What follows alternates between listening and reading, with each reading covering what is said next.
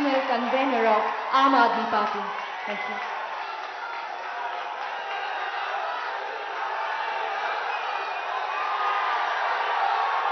भारत माता की, भारत माता की, इनकलाब, इनकलाब, वंदे वंदे। आप उन्हीं कहने यहां से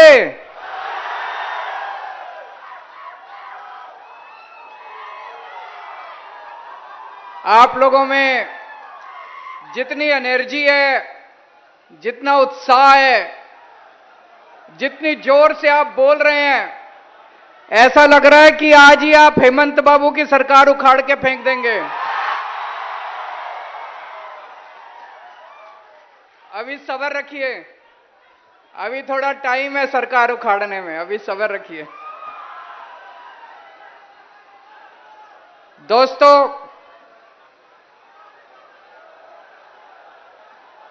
असम के ऊपर, असम के एक एक परिवार के ऊपर मां कामाख्या का बहुत बहुत आशीर्वाद है। सबसे पहले मैं मां कामाख्या के चरणों में वंदना करता हूं। श्रीमंत शंकरदेव जी और उनके शिष्य श्रीमंत माधव जी, उनका असम के विकास में, असम में बहुत बड़ा योगदान रहा। उनको मैं नमन करता हूं। असम समाज में भाईचारे के साथ हिंदू, मुस्लिम, सिख, ईसाई, सभी धर्म, सभी जाति के लोगों को एक साथ लेके उन लोगों ने असम का विकास किया। ज्योति प्रसाद अग्रवाल जी, विष्णु प्रसाद राभा जी, डॉक्टर भूपेंद्र हजारिका, इन सब लोगों ने पंजाब की असम की संस्कृति, साहित्य, संगीत में अपना बहुत योगदान दिया। इन सब लोगों को मैं अपनी बात रखने के पहले नमन करता हूं। असम को भगवान ने सब कुछ दिया है। भगवान ने इतने पहाड़ दिए, नदियां दी, इतना पानी दिया, ब्रह्मपुत्र नदी दी, इतना अच्छा मौसम दिया, इतनी हरियाली दी। जब भगवान ने असम को बनाया तो भगवान ने कोई कसर नहीं छोड़ी। इतना सब कुछ दिया भगवान ने, कोयला दिया, मिनरल्स दिए, लेकिन इन सारे नेताओं ने और इन सारी पार्टियों ने मिलकर सब बर्बाद कर दिया। आज पिछले 75 साल में आप लोगों ने 52 इयर्स, 52 साल तक आपने कांग्रेस की सरकार बनाई। 52 साल तक, 52 इयर्स।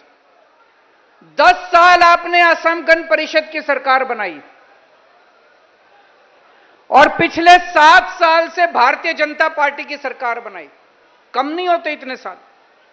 आपने इनको अपना विश्वास देने में, वोट देने में कोई कसर नहीं छोड़ी, कोई कसर नहीं छोड़ी। लेकिन आज मैं आप लोगों से पूछना चाहता हूं, आपको बदले में क्या मिला? इतने साल आपने इन लोगों को वोट दिया, कांग्रेस को वोट दिया, असम गण परिषद को वोट दिया, भारतीय जनता पार्टी को वोट दिया। इन पार्टियों ने आपको क्या दिया? धोखा दिया। जिसको मौका मिला उसने लूट लिया, जिसको मौका मिला उसने लूट लिया। लूटा कि नहीं लूटा?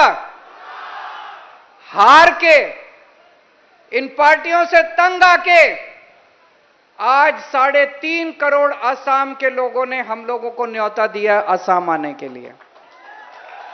मैं आप सब असम के लोगों का बहुत बहुत आभारी हूं।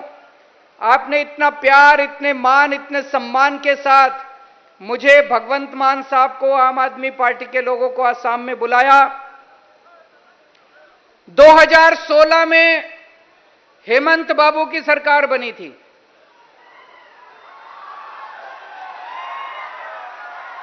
2015 में दिल्ली में मेरी सरकार बनी थी। दोनों साथ साथ बनी थी। 2015 में दिल्ली में मेरी सरकार बनी थी। एक साल के बाद 2016 में हेमंत बाबू की सरकार बनी थी। आज दिल्ली को हमने बदल के रख दिया 7 साल के अंदर। स्कूल, अस्पताल, बिजली, पानी, सड़कें, शानदार दिल्ली बना दी हमने। हेमंत बाबू ने क्या किया 7 साल में?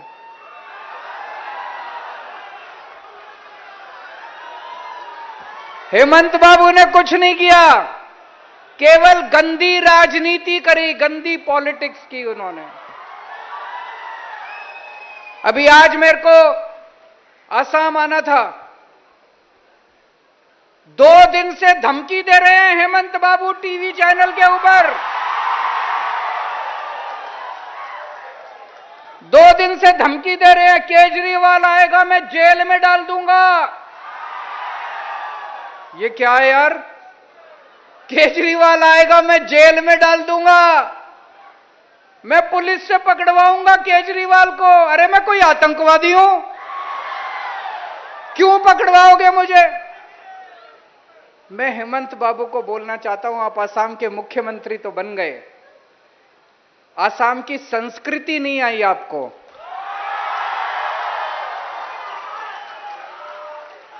असम के लोग बहुत अच्छे हैं, असम के लोग बहुत प्यारे हैं, असम के लोग अपने अतिथि का स्वागत करते हैं। असम के लोग अतिथि आता है तो अपने घर ले जाके खाना खिलाते हैं, चाय पिलाते हैं, आगभगत करते हैं। असम के लोग जेल भेजने की धमकी नहीं देते। तो मैं हेमंत बाबू से निवेदन करता हूं, आप मुख्यमंत्री बन गए, थोड़ी सी असम की संस्कृति सीख लीजिए आप। और आज इस मंच से मैं हेमंत बाबू को आमंत्रण देता हूं कि जब दिल्ली आए तो मेरे घर चाय पीने के लिए आइएगा। अगर समय मिले तो थोड़ा खाना खाने के लिए भी आइएगा। मैं आपको दिल्ली घुमाऊंगा अपनी गाड़ी में। आपने तो 7 साल में कुछ नहीं किया, मैं आपको दिखाऊंगा दिल्ली में हमने कितने शानदार स्कूल बना दिए। मैं आपको दिखाऊंगा दिल्ली में कितने शानदार मोहल्ला क्लिनिक बना दिए, अस्पताल बना दिए। तो हेमंत बाबू को आज मैं आमंत्रित करता हूं। आज मैं यहां पे आने के पहले मैं कई असम के, गुवाहाटी के युवाओं से मिला।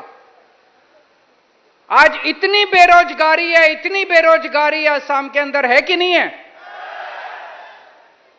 जो पढ़े लिखे हैं वो भी बेरोजगार घूम रहे हैं, जो कम पढ़े लिखे हैं वो भी बेरोजगार घूम रहे हैं।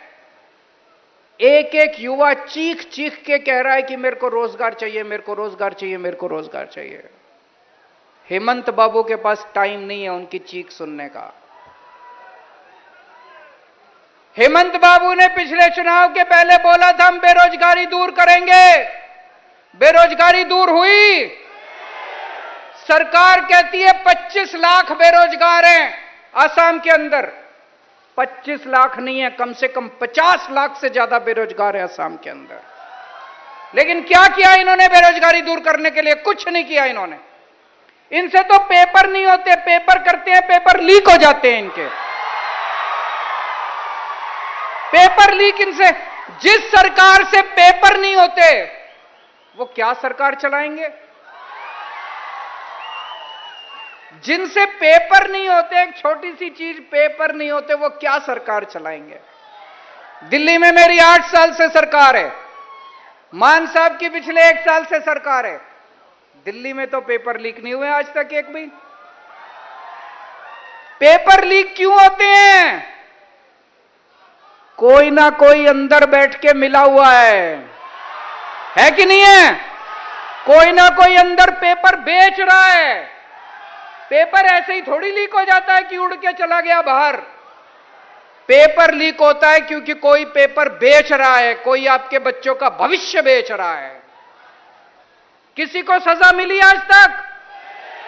किसी को सजा नहीं मिली। क्यों? ये लोग मिले हुए हैं। ये लोग दिल्ली के अंदर पेपर लीक नहीं होते, पंजाब के अंदर पेपर लीक नहीं होते। क्यों? क्योंकि दिल्ली में ईमानदार सरकार है, पंजाब में ईमानदार सरकार है। दिल्ली में पिछले 7-8 साल में मैंने 12 लाख बच्चों के लिए रोजगार का इंतजाम किया। 12 लाख बच्चों के लिए। हम ईमानदार लोग हैं, 24 घंटे जनता के बारे में सोचते हैं। जनता, एक आम आदमी के घर में आज उसका घर नहीं चल रहा, इतनी महंगाई हो गई है, बच्चे बेरोजगार हैं। एक जनता का दर्द समझते हैं हम लोग। 12 लाख बच्चों को मैंने रोजगार दिए। 1 साल हुआ है भगवंत मान को, 1 साल में 28,000 सरकारी नौकरियां इन्होंने दे दी बच्चों को। हमें रोजगार देना आता है। आम आदमी पार्टी की सरकार आएगी तो असम के एक एक बच्चे को रोजगार दिया जाएगा दोस्तों।